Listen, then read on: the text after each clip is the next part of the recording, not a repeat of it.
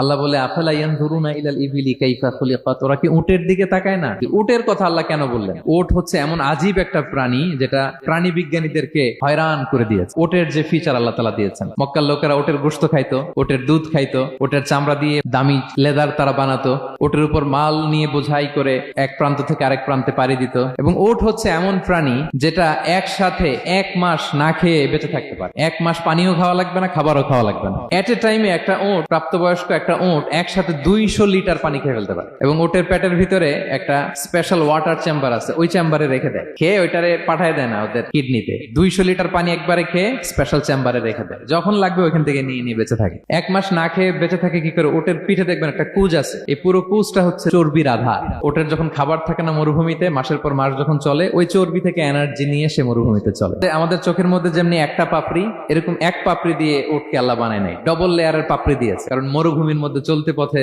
লু হাওয়া থাকবে, মরুভূমির সাইমুম, বালুর ঝড়, এই ঝড় মোকাবেলার জন্য, লু হাওয়া মোকাবেলার জন্য ডবল লেয়ারের চোখের পর্দা। একটা পর্দা ফেলে রাখে, আর একটা খুলে সে হাঁটতে থাকে, তার কিছুই হয় না। সুবহানাল্লাহ। এবং মরুভূমির মধ্যে যে ক্যাকটাস আছে, গুলমলতা, বড় বড় কাঁটা জাতীয় গাছ, যেই কাঁটা পৃথিবীর কোনো প্রাণী খেতে পারবে না, কিন্তু একটা উট অনায়াসে খেয়ে ফেলতে পারে। উটের জিহ্বাকে এবং পাকস্থলীকে আল্লাহ এমন স্পেশালি মেড করেছেন, যত কাঁটা দিবেন খেয়ে সাবার ওর কিছুই হয় না। আরে উটকে নিয়ে গবেষণা করলেই তো উটের মালিককে খুঁজে পায় তারা।